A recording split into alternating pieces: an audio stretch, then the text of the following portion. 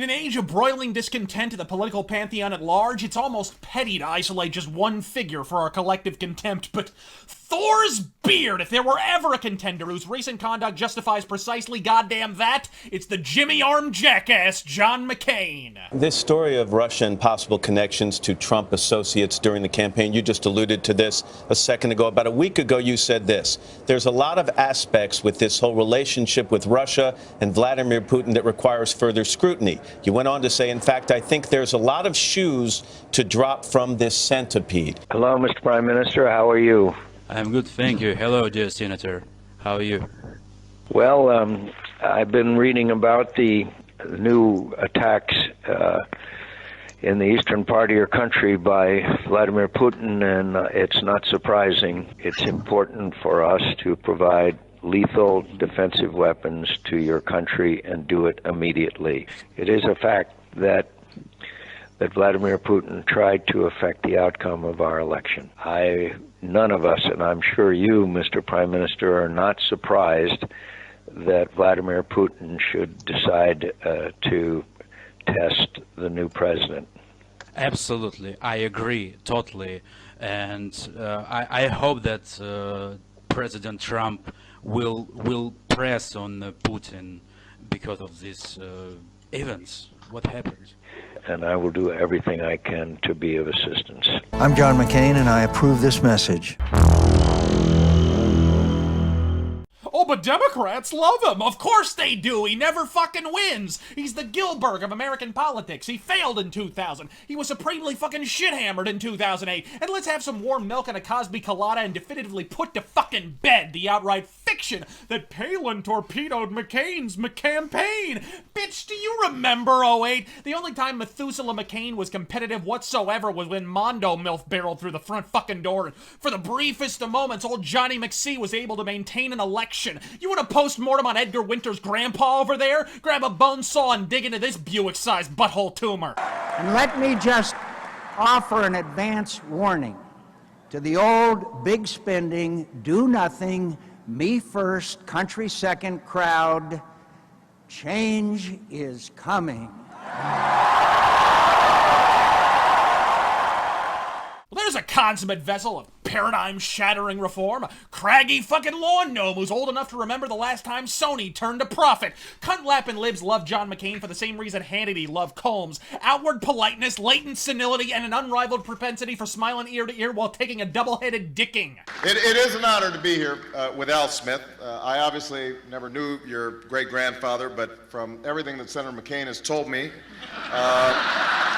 the two of them had a great time together before Prohibition, so...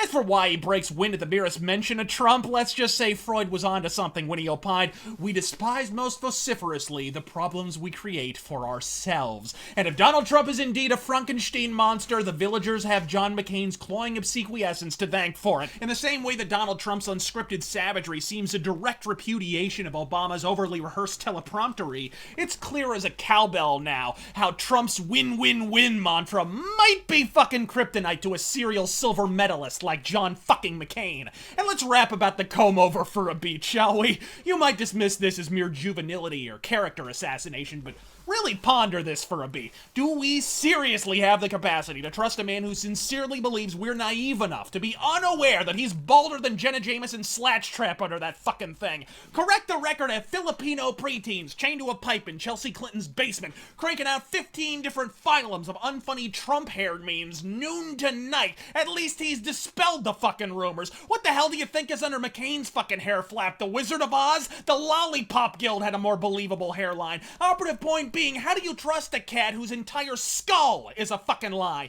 As far as I'm concerned, this animatronic asshat should have been subjected to an ass-reaming recall in around, the time he proffered a patently fucking false golden showers report courtesy of 4chan to the FBI fucking eye. But remember, children, never piss on a hooker in Obama's bed or Russia will force you to run the free fucking world. Donald, did you wet the bed again? Young man, you go right back to your mansion and win the presidency this instant. Are you fucking serious? The partisan hackery of the Young Turks permits them to utter this shit with a straight face? I think it might actually be more credible if recited by a 3-year-old with a generous peppering of the phrase, and then?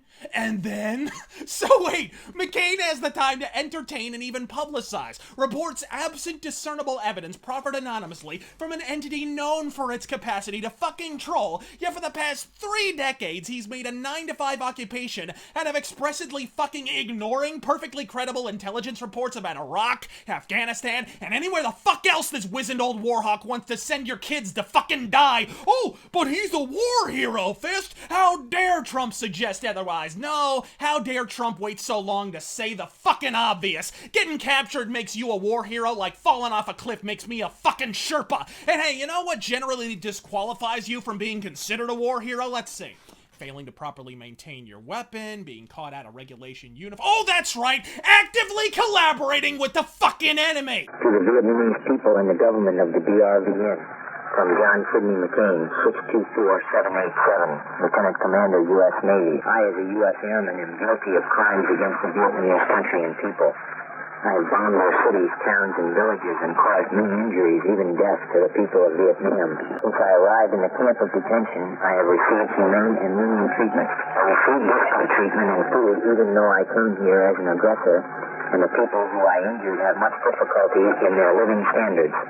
I wish to express my deep gratitude for my kind treatment, and I will never forget this kindness extended to me.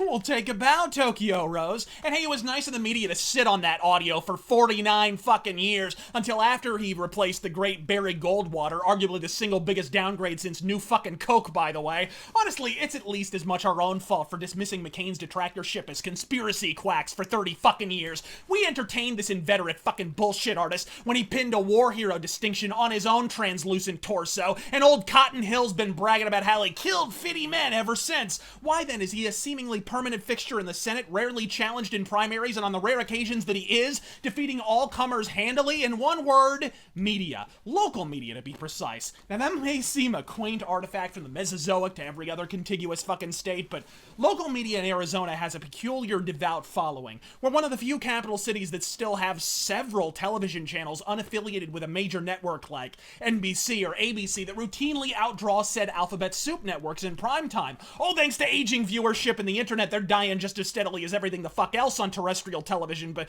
if you don't think the elderly still have considerable say in civic matters, pop on down to Sun City sometime. It's like Dawn of the Dead with golf carts. Hence, when the local media make a tacit agreement to deliberately ignore the very existence of John McCain's primary competitors, it hurts a mite more than in, say, Chicago. And so time and again, venerable challengers have stepped to the plate, and time and again, the television cameras turned the fuck away. Hell, I hadn't even heard the name Kelly Ward until a week before McCain steamrolled the shit out of her in the 2016 primaries. Fuck, even a known quantity. Talk show host and former elected official J.D. Hayworth was deliberately blacked the fuck out by a local media so far up McCain's ass they could polish the inside of his fucking dentures. Our local rag, the Arizona Republic, in a display of blinding objectivity, described John McCain as the Rock of Gibraltar. Fuck you, Republic. Not even limestone is that fucking dense. I'm Razor Fist. God fucking speed.